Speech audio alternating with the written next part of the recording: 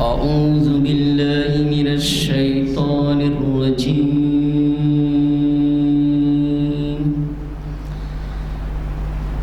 بسم الله الرحمن الرحيم.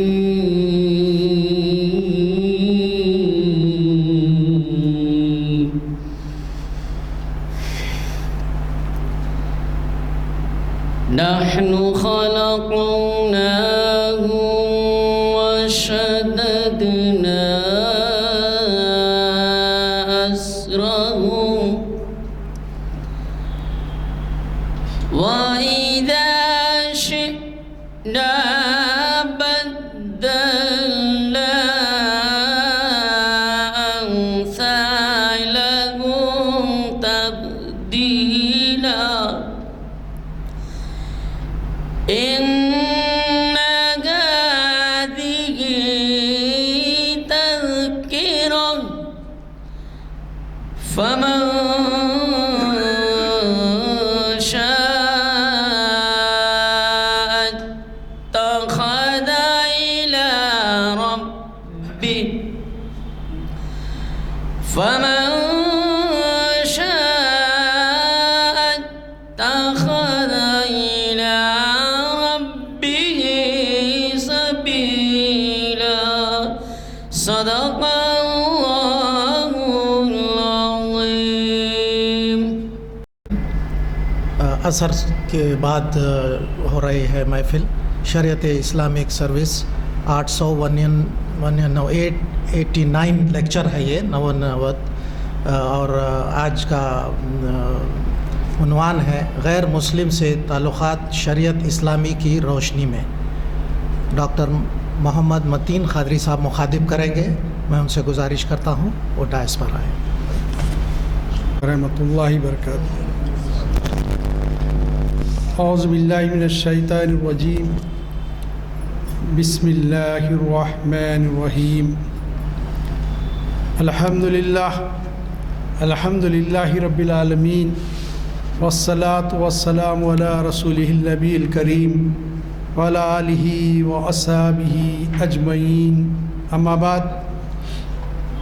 محترم حاضرین اکرام، آج کا جو عنوان ہے غیر مسلمین سے تعلقات شریعت اسلامی کی روشنی میں، شریعت انفارمیشن کی 899ویں نشست ہے.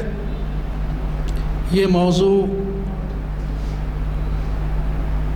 ہر وقت ایسے ممالک پہ جہاں مسلمان تعداد میں کم ہوں یا برابر ہوں وہاں یہ موضوع بحث بنا رہا، اور لوگوں نے اپنے ذہن کے مطابق بہت ساری رائے قائم کی. ایک مسلمان کا یہ وتیرہ ہونا چاہیے کہ قرآن اور حدیث میں جو بات ملتی ہے اسی کے مطابق عمل کریں. پہلی ایک بات یہ کہ ذہن میں رہے کہ وہ کسی مذہب کا ماننے والا ہو، کسی طریقے پر مورتی کی پوجا کرتا ہو، کسی اور کی عبادت کرتا ہو، انسانوں کی پرستش کرتا ہو، جانوروں کی پرستش کرتا ہو، ملحد ہو، اللہ کا انکار کرنے والا ہو، سب کے بارے میں قرآن کا ایک اصول ہے کلہم من آدم و آدم من تراب، کہ تم سب سارے آدم کی اولاد ہو اور آدم مٹی سے پیدا کیے گئے. ویسے تو انسان وہ بھی انسان ہے. ایک اصول یہ ہے. دوسرا اصول یہ ہے کہ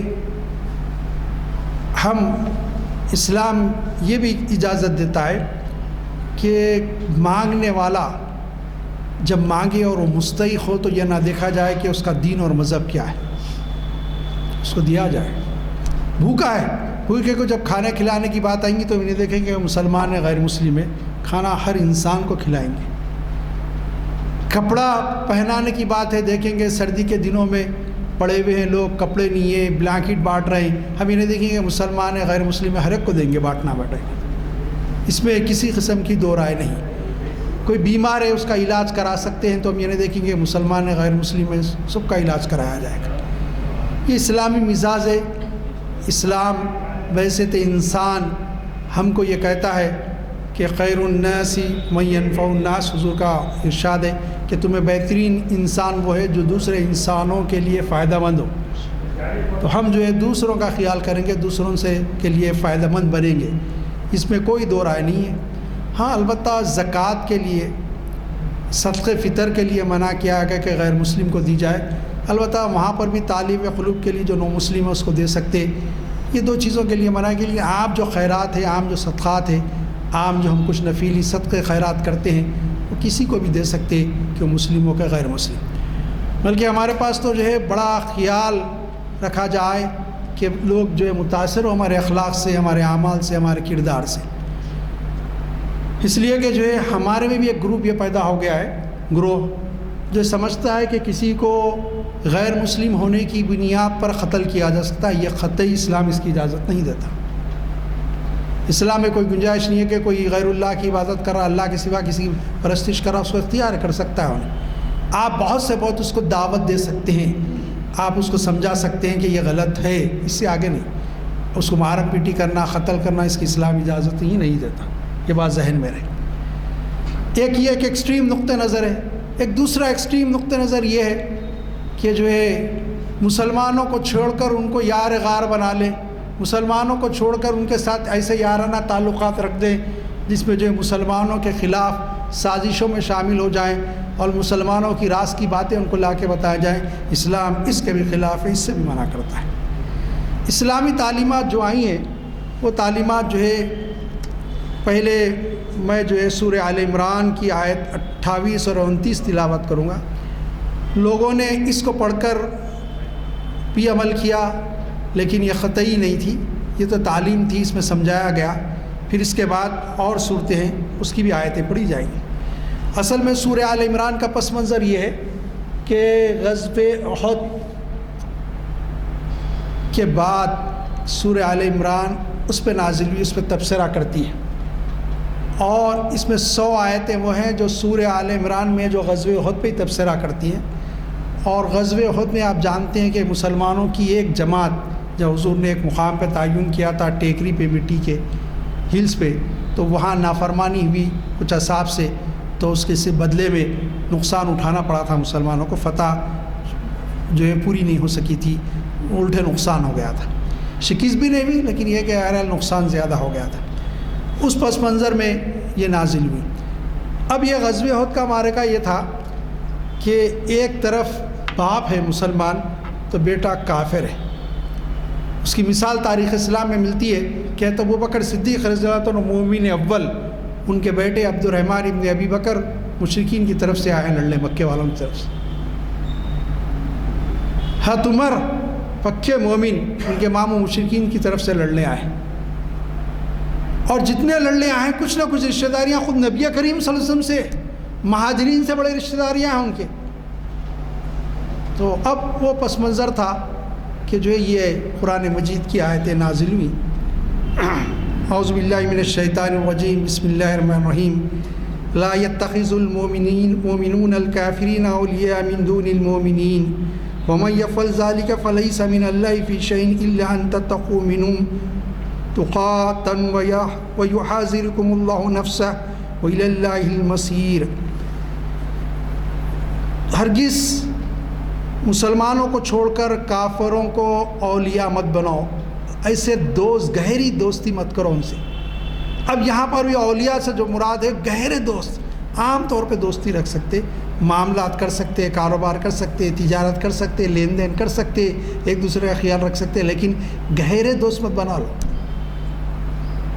رات دن اٹھنا بیٹھنا ان کے ساتھ ہے، مسلمانوں کو چھوڑ کے یہ نہیں ہونا چاہیے۔ اولیاء من دون المومنین، مومنین کو چھوڑ کر، اے ایمان والو کافروں کو مت دوست بنا لو، خاص اپنا مومنین کو چھوڑ کر۔ وَمَن يَفْعَلْ ذَلِكَ فَلَيْسَ مِنَ اللَّهِ فِي شَيْءٍ، اور جو کوئی ایسا عمل کرے گا اللہ کے پاس اس کے لیے کوئی چیز نہیں ہے، إِلَّا أَن تَتَّقُوا مِنْهُمْ تُقَاتًا، ہاں البتہ یہ ہے کہ جو ہے تم کو خطرہ پیدا ہو تو ٹھیک ہے، تھوڑا سا ان کے ساتھ اچھا سلوک کر دو، تعریف کر دو، تھوڑا کوئی ایسی بات کر دو، تو یہ اجازت ہے۔ يُحْذِرُكُمُ اللَّهُ نَفْسَهُ وَإِلَى اللَّهِ الْمَصِيرُ، یاد رکھ لو کہ جو ہے تم سب کو اللہ ہی کی طرف لوٹ کر جانا ہے، وہاں حساب دینا پڑے گا. اب گہرے دوست مت بنا لو. یہ ایک اصول ہو گیا کہ رازدار گہرے دوست نہیں بنا سکتے. قل ان تخفوا في صدوركم او تبدوه يعلم الله ويعلم ما في السماوات وما في الارض والله على كل شيء قدير. یاد رکھو جو تم کچھ اپنے دلوں میں سینوں میں چھپاتے ہو یا تم جو کچھ ظاہر کرتی ہو، اللہ سب کچھ جانتا ہے. اور اللہ کیسا جاننے والا ہے کہ جو ہے اللہ تعالیٰ جو ہے ہر چیز کا جو کچھ زمین و آسمان میں ہے اس کا جاننے والا ہے اور ہر چیز پر قدرت رکھتا ہے، قدیر ہے. یہ سورہ آل عمران میں کہا گیا. اب یہ تھا کہ جو ہے وہ جو مسلمان تھے، بعض ان کے دل میں آیا کہ بھئی ہم اپنے ہاتھوں سے اپنے رشتہ داروں کو ماریں. کمزور ایمان جن کا تھا. اب اہل ایمان تو تھے کہ جب حضرت عمر کے ماموں میدان میں آ کے مبازرت طلب کرے، حضرت عمر نے کہا اللہ کے نبی مجھے اجازت دیجیے ماموں کو مارنے کی. حضور نے بٹھا دیا. حضور نے رشتے کا خیال کیا کہ بھئی مت مارے ماموں، کوئی اور بھی مار دے گا نا، اور بھی یہ جا کے لڑے گا اس سے، تم کیوں جاتے، بٹھا دیا گیا. اب دیکھیے ایمان کا کیا تقاضا ہے. بعد میں جب عبد الرحمن ابن ابی بکر مسلمان ہوئے تو حضرت ابو بکر سے کہا رضی اللہ تعالیٰ کہ بابا 3 موقع ایسے آئے جنگ میں آپ میری تلوار کی زد میں تھے، وار کرتا تو آپ کا سر تن سے جدا ہو جاتا. حضرت ابو بکر صدیق رضی اللہ بڑے نرم دل تھے، لیکن آپ نے کیا فرمایا، خدا کی قسم تو اگر ایک بار میری تلوار کی زد میں آتا تو تیرا کام کر دیتا، کیونکہ یہ ایمان کا تقاضا تھا. تو یہ ایمان کا تقاضا ہے. تو یہ کہ جو ہے وہاں پر تھوڑا ایمان کمزور ہوا بعض لوگوں کا کہ بھئی ہم ان سے لڑے، ان کو مار رہے ہیں، کیوں کر رہے ہیں. تو اب یہ کہا گیا کہ نہیں، کوئی ایسا نہیں ہونا چاہیے. اور تم جو کچھ دل میں چھپاتے ہو کہ رشتہ داریاں، یہ اللہ تعالیٰ یہ سب چیزیں جانتا ہے. اب اسی کا تسلسل ہے جو ہے سورہ توبہ میں آیا ہے.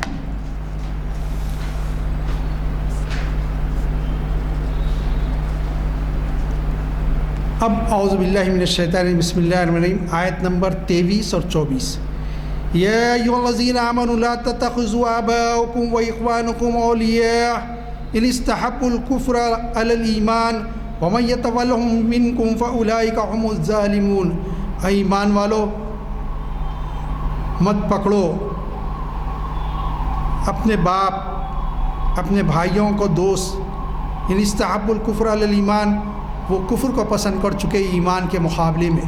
یہ مشرکین مکہ تھے، ان کے سامنے تو حضور آ گئے تھے اسلام لے کر، دین لے کر. یہ ان کے بارے میں تبصرہ ہو رہا کہ بس تمہارے ماں باپ اور بھائیوں کو دوست مت بناؤ. تمہارے دل میں جو نرمی آئی ہے کہ بھائی ان سے دوستی ہو جائے، ان سے ملاقات ہو جائے، ہم کیوں تیاری کریں، کیوں ماریں ان کو، نہیں. یہ مقابلے میں آئے تو پھر لڑو ان سے.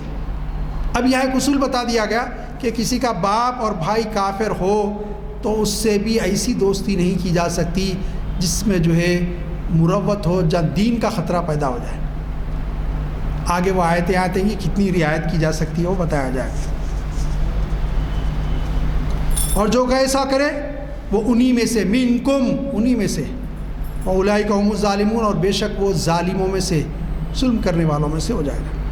اب اس کے بعد کی آیت بڑی اہم آیت ہے. قل ان كان آباؤكم وابناؤكم واخوانكم وازواجكم وعشيرتكم واموال اخترتموها وتجارة تخشون كسادها ومساكين ترضونها احب اليكم من الله ورسوله وجهاد في سبيله فتربصوا حتى ياتي الله بأمره والله لا يهدي القوم الفاسقين. اب انہوں نے سوچا کہ بھئی کیوں مارا جائے، یہ تو ہمارے رشتہ دار ہیں. ذہن میں آتا کسی کے ان سے کیوں لڑا جائے، جبکہ وہ لڑنے آ جائیں تو پھر لڑنا پڑے گا. تو کہا گیا کہہ دیجئے ان سے، قل، آپ فرما دیجئے، اپنے باپ، اپنی اولاد، اپنے بھائی، اپنی بیوی اور اپنے رشتہ دار اور اپنے مال اور اپنی وہ تجارتیں جس میں ہمیشہ تخشون کسادہ، نقصان ہونے، گھاٹا ہونے کا خدشہ لگا رہتا، اور مساکین ترضون، اور بہترین گھر جس میں آرام کرتے ہو تم، احب الیکم، چاہتے ہو، پسند کرتے ہو ان چیزوں کو، من اللہ و رسولہ، اللہ اور رسول کے مقابلے میں. یہ نہیں، محبت ان سے نہیں، باپ سے نہیں، اولاد سے نہیں، بھائیوں سے نہیں، مال و متاع سے نہیں، رشتہ داروں سے نہیں، تجارت سے نہیں، ملازمت سے نہیں. دین کا معاملہ آ جائے گا، اللہ رسول کا معاملہ آ گیا تو وہ پہلے ہوگا، اس بعد میں ہوگا. وہ جہاد فی سبیلہ، اور اللہ کے راستے میں لڑنے سے، جہاد کرنے سے. فتربصوا حتی یاتی اللہ بامرہ، اور جو ایسا کرے گا اس کو چاہیے انتظار کرے یہاں تک کہ اللہ کا حکم آ جائے.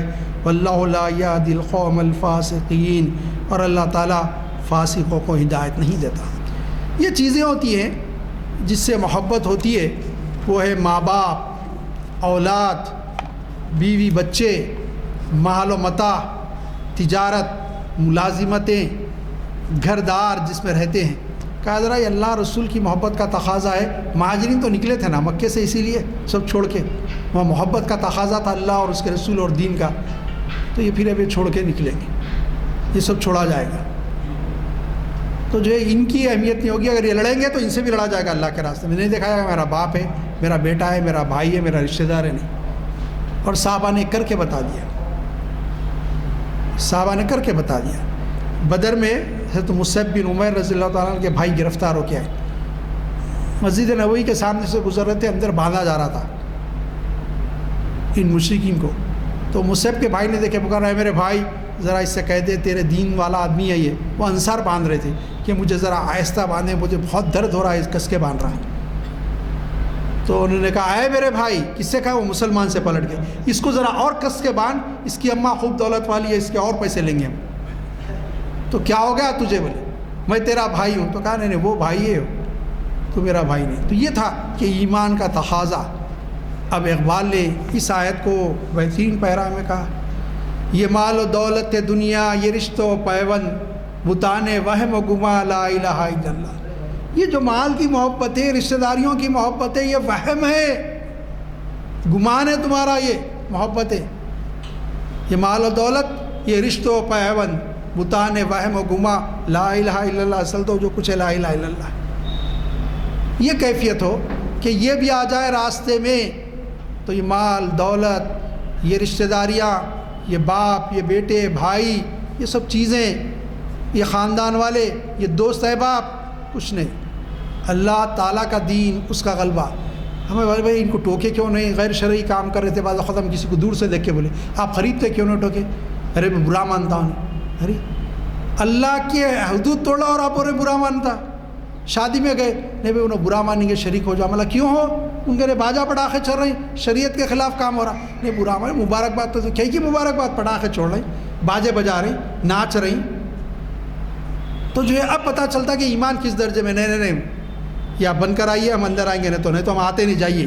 ہے تو یہ معلوم ہو رہا کہ ایمان ہے. میں چھوٹی مثال دے رہا ہوں، اسی ہر چیز میں. کوئی بچے جو ہے شراب پیتے بیٹھے، جا کے بھائی یہ کیا کر رہے تم؟ حرام کام. ارے بھائی انہیں لڑیں گے تو پھر دین کا کام کیسے کریں گے؟ آپ ڈریں گے تو لوگوں سے روکنا پڑے گا آپ. وہ یہ مال و دولت دنیا، یہ رشتہ و پیوند، بتان وہم و گما، لا الہ الا اللہ.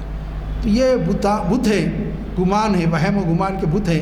یہ سب ان کو چیزوں کو چھوڑنا پڑے گا. اب ذرا وہاں تو یہ تھا کہ دوستی مت کرو، لیکن کیسے کرنا، کس لیول میں ان سے تعلق رکھنا؟ ماں باپ ہیں، کیا کیا جائے؟ ام المومنین بی بی عائشہ رضی اللہ تعالیٰ عنہ کی بہن ہے، بی بی اسماء رضی اللہ تعالیٰ. یہ اصل میں ام المومنین بی عائشہ کی سوتیلی بہن ہے. حضرت ابوبکر صدیق نے ان کی والدہ کو طلاق دے دیا تھا، تو وہ جو ہے مکے میں رہتی تھی. اب یہ حضرت ابوبکر صدیق کے ساتھ رہتی تھی. شروع میں اسلام لا لیے تھے بی بی اسماء رضی اللہ تعالیٰ. یہ بھی ہجرت کر کے مدینہ آ گئی تھی. تو ان کی والدہ نے اپنی بیٹی کے لیے کچھ کپڑے لے کے آئے مکے سے. وہ جب گھر آئی، اب وہ شوش و پج میں پڑ گئی کیا کرنا چاہیے.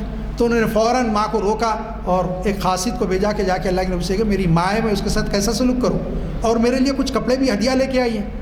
نبی صاحب نے کہا وہ ہدیہ قبول کرو، ان کے ساتھ اچھا سلوک کرو، خیر خواہی کا سلوک کرو، بھلائی کا سلوک کرو.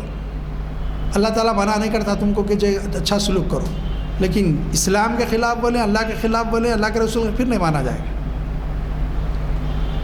تو اب ان کا ایمان کس درجے کا تھا؟ ماں ہی ہے، ان کو آنے نہیں دیے، روک کے رکھے جب تک کہ نبی کریم صلی اللہ علیہ وسلم کی اجازت نہ مل گئی، اس وقت تک اندر آنے نہیں دیے. ام حبیبہ رضی اللہ تعالیٰ عنہ یہ حضور اکرم صلی کی زوجہ محترمہ امہات المومنین میں سے. اور آپ کو معلوم ہونا چاہیے یہ جو ہے ابو سفیان کی بیٹی ہے، ابو سفیان کی بیٹی ہے. اور ابو سفیان وہ جس کی وجہ سے بہت زیادہ لڑائیاں ہوئیں، اور حضرت امیر معاویہ کی بہن ہے. آپ دیکھیے وہ ابو سفیان کو بھیجا ان لوگوں نے، جاؤ جا کے جو ہے وہ معاہدہ تھا ختم ہو گیا. وہ پورا واقعہ ہے کہ جو ہے ایک بنو خزاع اور بنو بکر نبی اکرم ساتھ ہوا، بنو خزاع مشرکین کے ساتھ ہوا. یہ بنو بکر کو مارے مکے والے اور بنو خزاع والے. حضور نے کہا خون بہا دے دو، نہیں تو پھر معاہدہ ختم سمجھو. کچھ صحابہ کو بھیجا، انہوں نے مکے میں آ کے اعلان کیا. وہ مشرکی سردار بیٹھے ہوئے تھے، سرداروں نے تو سوچا کیا جواب دے. نوجوان نے کہا سمجھو جاؤ معاہدہ ختم ہو، واپس آ گئے. سرداروں نے، بڑے سمجھدار بوڑھوں نے کہا یہ کیا کیا کہ تم لوگوں نے. ابو سفیان کو بھیجے کہ جاؤ معاہدہ کی تجدید کرا کے آؤ. ابو سفیان آئے، آ کے ڈائریکٹ گئے نہیں، پہلے حضرت ابوبکر صدیق سے بولے، دوسرے صحابہ سے بولے، حضرت علی رضی اللہ تعالیٰ سے بولے. یہ حضرت علی رضی اللہ عنہ کو بہت رشتہ داریوں کے واسطے دیے. تو انہوں نے کہا کہ ہم کو حکم نہیں ہے بات کرنے کا، البتہ ایک مشورہ دے سکتا ہوں میں تمہارے سے جو رشتہ داری ہے اس کی بنیاد پہ. نبی ایک سب مسجد میں بیٹھے ہیں صحابہ کے ساتھ، وہاں جا کے اعلان کرو ہم معاہدے کا تجدید کرنا چاہتے ہیں اور خون بہا دینا چاہتے ہیں. اگر نبی صرف مان لے تو مان لینے تو نہیں. تو وہ آیا ابو سفیان، بعد میں تو ایمان لا لیے تھے جب نہیں لائے تھے. آ کے انہوں نے اعلان کیا. وہ جیسے آتے حضور نے فرمایا کوئی اس کی کسی بات کا جواب نہیں دے گا. اب کوئی صحابہ دیتے تھے خاموش ہو گئے سب. اس نے آگے اعلان کیا، کوئی جواب نہیں ملا، ٹھہرا تھوڑی دیر، واپس ہو گیا. اب جب آئے تو سوچے کہ بیٹی سے تو میں ملتے جاؤں، پتہ پوچھ کے حجرے پہ گئے. اور جب اندر گئے دستک دیے دروازے پہ تو پوچھا کون؟ تو کہا میں تمہارا باپ. تو دروازہ کھولا، اندر آئے. اندر آنے کے بعد بیٹھنے لگے تو کہا بابا ذرا ٹھہر جائیے. بستر تھا نبی کریم صلی اللہ علیہ وسلم کا، وہاں پلنگ، اس بیڈ پر جو تھا پلنگ جو تھا پلنگ پر اس کو لپیٹ دیا. تو میری بیٹی میں تیرا باپ اتنا کہیں گزرا ہو گیا کہ اس بستر پہ بھی نہیں بیٹھ سکتا ہوں. تو نے کہا باپ نے آپ اب بیٹھیے اس کپڑے پر. وہ اللہ کے نبی صلی اللہ علیہ وسلم کا، اللہ کے رسول کا بستر تھا اور آپ ناپاک مشرک ہیں، اور ایک مشرک کو میں اجازت نہیں دے سکتی کہ اللہ کے نبی اور رسول کے بستر پر بیٹھے، چاہے میرا باپ ہی کیوں نہ ہو. دیکھیے آپ، یہ ہے اصل ایمان کا دخل. تو اب لیکن یہ تھا کہ پھر کتنا ان سے تعلق رکھ سکتے، کیسا رکھ سکتے. اب یہاں آیتیں ہیں جو ہے میں آپ کے سامنے تلاوت کروں گا. 8ویں آیت ہے سورۃ الممتحنہ، 28ویں پارے کی صورت ہے. اعوذ باللہ من الشیطان الرجیم، بسم اللہ الرحمن الرحیم. لا ينهاكم الله عن الذين لم يقاتلوكم في الدين ولم يخرجوكم من دياركم أن تبروا وتقسطوا إليهم إن الله يحب المقسطين. یہ آیت اصل میں پڑھنے سے پہلے میں اس کی پہلی آیت تلاوت کروں گا سورہ ممتحنہ کی. بسم اللہ الرحمن الرحیم. یا ایھا الذین آمنوا لا تتخذوا عدوی وعدوکم اولیاء تلقون الیہم بالمودۃ وقد کفروا بما جاءکم من الحق یخرجون الرسول وإیاکم ان تؤمنوا باللہ ربکم ان کنتم خرجتم جہادا فی سبیلی وابتغاء مرضاتی تسرون الیہم بالمودۃ وانا اعلم بما اخفیتم وما اعلنتم ومن یفعل منکم فقد ضل سواء السبیل. یا ایھا الذین آمنوا، ایمان والو، لا تتخذوا عدوی، دوست مت بناؤ ہرگز، وعدوکم، ان کو جو تمہارے بھی دشمن ہیں اور وہ جو دشمن ہیں میرے اور تمہارے بھی. اللہ فرما رہا اولیاء تلقون الیہم بالمودۃ، ان کو دوست مت بناؤ اور ان کے ساتھ خاص مدارت کا سلوک مت کرو. ایسا سلوک بہت یارانہ دوستانہ مت کرو، دوست مت بناؤ، کیونکہ وہ اللہ کے بھی دشمن ہیں، تمہارے دشمن. وقد کفروا بما جاءکم من الحق، وہ کافر ہو چکے حق دیکھنے کے بعد. نبی صاحب ان میں آئے تھے، کافر ہو چکے اس کے بعد. یخرجون الرسول وإیاکم، وہ رسول کو نکال چکے مکے سے. یہ مہاجرین کے بارے میں خاص، اور تم کو بھی نکال چکے تھے مکے سے. یہ تو مکے والوں کے بارے میں. ان تؤمنوا باللہ ربکم ان کنتم خرجتم جہادا فی سبیلی، تمہارا معاملہ ایسا تھا کہ اللہ پر ایمان لائے تھے اور تم پروردگار کے لیے نکلے تھے اللہ کے راستے میں کہ اب جہاد کریں گے. وابتغاء مرضاتی، اب کیا ہو گیا تم کو؟ تسرون الیہم بالمودۃ، ان سے دوستیاں کرتی ہو، ان سے محبت کی بات یارانہ کرتی ہو. وانا اعلم بما اخفیتم وما اعلنتم، جو کچھ تم چھپاتے ہو، چھپا کے دوستی کرتے ہو، ظاہر کرتے ہو جو کچھ. اللہ جانتا ہے اس کو، اعلنتم، اللہ جانتا ہے. ومن یفعل منکم فقد ضل سواء السبیل، اور جو کوئی ایسا دوستی کرے گا ظاہر یا چھپے کے ان کے ساتھ، تو کھلی گمراہی میں پڑ گیا اور سیدھے راستے سے پھٹک گیا. ضل سوا سبیل، سیدھے راستے سے پھٹک گیا، گمراہ ہو کے راستہ اختیار کر. یہ کہا. اب اس کے بعد اب یہ تو آ گیا، اب ان کے دل میں یہ ہو گیا کہ بھئی کچھ تو ہو، ٹھیک ہے ہم اس کی گہری دوستی نہیں کرتے لیکن کہاں تک کرے. اب فرما گیا لا ینہاکم اللہ عن الذین لم یقاتلوکم فی الدین ولم یخرجوکم من دیارکم. اللہ تعالیٰ منع نہیں کرتا تم کو کہ ان لوگوں سے جو تمہارے دین کے بارے میں تم سے لڑتے ہیں. ولم یخرجوکم من دیارکم، اور تم کو تمہارے گھروں سے نکالتے ہیں. ان تبروا وتقسطوا، نہیں نکالتے اور تمہارے دین کے بارے میں لڑتے نہیں تم سے، اور تم کو تمہارے گھروں سے نہیں نکالتے کہ تم ان کے ساتھ انصاف کا معاملہ کرو. ان اللہ یحب المقسطین، اللہ تعالیٰ انصاف کرنے والوں کو پسند کرتے ہیں. عدل کا معاملہ، برابر برابر. وہ کچھ دیتے تحفہ تم بھی دو، وہ اچھا کرتے تم بھی اچھا کرو ان کے ساتھ. خیر خواہی کا معاملہ کرو، وہ بھی انسان ہے. اللہ منع نہیں کرتا. وہ رشتہ داروں کے اور رشتہ دار کوئی غیر مسلم ہے، وہ جو تمہارے ساتھ شرط بتائی گئی تمہارے سے تمہارے دین کے بارے میں نہیں لڑنا، تم کو تمہارے گھروں سے نہیں نکالنا. اب کوئی نکالتا ہے تو اس کا کیا آگے آئے گا کہ دو شرطیں ہیں. کبھی وہ دین کے بارے میں لڑنا نہیں، آگے آتا ہے کہ دین کے بارے میں لڑنے والوں کی مدد بھی نہیں کرنا. ایک گروہ ہم سے لڑ رہا لیکن ایک گروہ اس کی مدد کر رہا، وہ بھی اس میں شامل ہو جائے گا. ایک گروہ ہم کو گھروں سے نکال رہا، دوسرا گروہ نکالنے والوں کی مدد کر رہا، وہ بھی اس میں شامل ہو جائے گا، نکالنے والا. ہاں اگر ایسے ہیں، بہت سارے لوگ ہیں غیر مسلم جو مسلمانوں سے دین کے بارے میں وہ پکے ہوں گے، اپنے مذہب میں بہت مورتی پوجا کرتے ہوں گے، عبادتیں کرتے اپنے طریقے سے کر سکتے ہیں وہ، لیکن تمہارے سے تمہارے دین کے بارے میں نہیں لڑائی، تم کو تمہارے گھروں سے نہیں نکال رہے، تو ان سے اللہ تعالیٰ منع نہیں کرتا کہ تم ان کے ساتھ اچھا سلوک کرو، انصاف کا معاملہ کرو. انما ینہاکم اللہ عن الذین قتلوکم فی الدین واخرجوکم من دیارکم.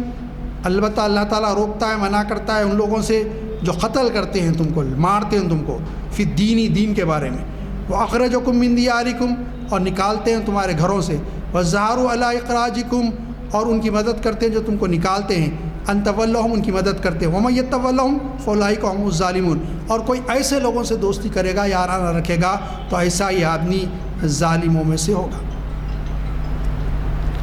عزیزان گرامی، یہ آیت ہے جو بتاتی ہے کہ دوستی رکھی جا سکتی ہے ایک لمٹ میں، یارانہ ہو، اور دوستی انہی سے رکھی جا سکتی ہے جو ہے دین کے بارے میں ہم سے نہیں لڑتے اور ہم کو ہمارے گھروں سے نہیں نکالتے. ہم میں سے چند اشخاص یا کوئی گروہ ایسے گروہ سے غیر مسلمین کے جو ہم سے دین کے بارے میں، مسلمانوں کی وجہ سے ہم سے لڑتے ہیں، ہمارے گھروں سے نکالنے کے در پہ ہیں، اسلام کو مٹانے کی کوشش کرتے ہیں، مسلمانوں کو ختم کرنے کی کوشش کرتے ہیں. اللہ فرما رہا اگر کوئی ان سے دوستی یارانہ رکھے تو وہی ہے جو ظالموں میں سے ہے، اور اللہ کے پاس اس کے لیے کوئی چیز نہیں ہے اور سیدھا دوزخ میں جانے والا. تو یہ بتا دیا گیا معیار. ویسے تو انسان خیر خواہی کا معاملہ ہر ایک سے کر سکتا ہے. یہ میں آپ سے پہلے کہہ چکا، جو یہ سمجھتے ہیں کسی کو کفر کی اور شرک کی وجہ سے قتل کیا جا سکتا ہے، یہ غلط ہے. ایسا ہوتا تو حضرت عمر رضی اللہ عنہ کے دور میں کوئی یہودی نہیں رہتا مدینے میں. حضرت عمر رضی اللہ تعالیٰ کا کتنا زبردست دور تھا، گولڈن پیریڈ. حضرت عمر رضی اللہ عنہ جا رہے ہیں کہ یہودی بھوکا نظر آیا، فقیر مانگ رہا تھا. حضرت عمر رک کے پوچھے کیوں مانگ رہا تو اس نے کہا کہ بوڑھا ہوں، اولاد کچھ دیتی نہیں کھانے کے لیے، مانگ کے جیتا ہوں. حضرت عمر نے کہا گھر جا، تیرے گھر پہ کھانا آ جائے گا. فوراً بلا کے کہا کہ اس کے لیے پیسہ لگا دیا جائے، خرچے کا مہینے کو دیا جائے. غیر مسلم کے لیے، یہودی تھا. وہاں تو کھانے دے رہے ہیں، ہم قتل کیسا کر سکتے ہیں بلا وجہ؟ ہاں جو ہم سے نہیں لڑ سکتے ان سے نہیں لڑ سکتے، آپ کو اختیار نہیں. آپ کے بارے میں، دین کے بارے میں لڑ رہی، آپ کے خلاف سازشیں نہیں کر رہی، ان سے کیسے لڑ سکتے؟ بالکل نہیں لڑ سکتے. حضرت عبداللہ ابن عمر رضی اللہ عنہ کے بارے میں آتا، ان کے پڑوس میں ایک یہودی رہتا تھا. ایک بار گھر آئے، پوچھا کیا؟ تو بولے آج بکری کا گوشت پکایا گیا. تو پوچھا بازوق بھی دیے؟ تو بولے وہ یہودی ہے. کہا جب تک میں اس وقت اس میں سے ایک چیز بھی نہیں کھاؤں گا جب تک کہ اس گھر بازوق پڑوسی کے حق نہ دیا جائے، اس کے پاس تحفہ نہ بھیجا جائے. اس نے جب تحفہ بھیج دیا گیا، ہدیہ، اس وقت کھانے کے لیے دسترخوان پہ بیٹھے. حسن سلوک کرنے سے اسلام منع نہیں کرتا، اچھا سلوک کریں. لیکن ایسے لوگوں سے دوستی کرنے سے، یارانہ بڑھانے سے جو آپ کے دشمن ہے، اللہ کے دشمن ہے، اللہ کے نبی کے دشمن ہے، اللہ تعالیٰ جو ہے ان سے دوستی کرنے سے منع کرتا ہے اور روکتا ہے. شریعت اسلامی کی روشنی میں یہ باتیں ہیں کہ جو ہے ہم ایسے لوگوں سے گہرے دوستانہ روابط نہ رکھیں. تجارت ہے، معاملات ہے، کاروبار ہے، ایک لمٹ میں کرنے کی اسلام اجازت دیتا ہے. جہاں تک خیر خواہی کا معاملہ ہے، غیر مسلم بھی بھوکا ہو اس کو کھانا دیا جا سکتا ہے، پیاسا ہو پانی دیا جا سکتا ہے، دوا دارو کی ضرورت ہوتی قرض دیا جا سکتا ہے، کپڑے نہ ہو تو پہنایا جا سکتا ہے. یہ اسلام خیرات کا کام، بھلائی کا کام کرنے سے کبھی منع نہیں کرتا، لیکن منع کرتا ہے ایسے لوگوں کے ساتھ خاص دوستی کی جائے، ایسے لوگوں سے روابط بڑھائے جائے جو اسلام کے دشمن ہیں، مسلمانوں کے دشمن ہیں، مسلمانوں کے وہ مارتے ہیں مسلمان ہونے کی وجہ سے، مسلمانوں کو ان کے گھروں سے نکالتے ہیں مسلمان ہونے کی وجہ سے، یا ایسا گروہ جو ان کی مدد کرتا ہے، ان سے بھی ہم خاص تعلق اپنا نہیں کر سکتے. اللہ تعالیٰ سے دعا ہے کہ مالک ہم نے جو کچھ قرآن مجید کی آیتیں پڑھی ہیں اور سمجھنے کی کوشش کی ہے اس پہ عمل کرنے والا بنا. مالک ہم کو مسلمانوں سے دلی محبت کرنے والا بنا. مالک ہمارے ساتھ رحم کے، کرم کے، فضل کے معاملے فرما دیجئے. ہمارے خلاف جو سازشیں ہو رہی ہیں اس میں ان کو ناکام بنائیے. مالک اسلام اور مسلمانوں کو بول فرمائیے. ہم کو ایک اور نیک بنا دیجئے. آپ کی رسی قرآن مجید کو مضبوطی سے تھامنے والا بنائیے. ہمارے گناہوں کو معاف فرمائیے. رحم کے، کرم کے، فضل کے معاملے فرما دیجئے. جب تک دنیا میں زندہ رکھیے اسلام پر زندہ رکھیے. ہمارا خاتمہ ایمان پر فرمائیے. اللہم اجرنا من النار، اللہم اجرنا من النار، اللہم اجرنا من النار، یا مجیر یا مجیر یا مجیر. اللہم نسألک رضاک الجنہ ونعوذ بک من سخطک والنار. اللہم اغفر لی ولوالدی وللمؤمنین یوم یقوم الحساب. اللہم بارک لنا فی رجب و شعبان وبلغنا رمضان. اللہم بارک لنا فی رجب و شعبان وبلغنا رمضان. صلی اللہ تعالی علی خیر خلق محمد وآلہ وصحبہ اجمعین برحمتک یا ارحم الراحمین. بہت شکریہ ڈاکٹر صاحب نے ہمیں زرین معلومات دیے. اور ہماری اگلی نشست رہے گی 1 مارچ کو چہارشنبے کے دن بعد نماز عصر. ڈاکٹر رؤوف خیر صاحب جو ہے مخاطب کریں گے اور عنوان ہوگا علامہ اقبال کی اعلیٰ ظرفی. محفل اقبال شناسائی کی 1111ویں نشست ہوگی. محفل کی برخاستگی کا اعلان کرتا ہوں میں. دعا ہو چکی ہے.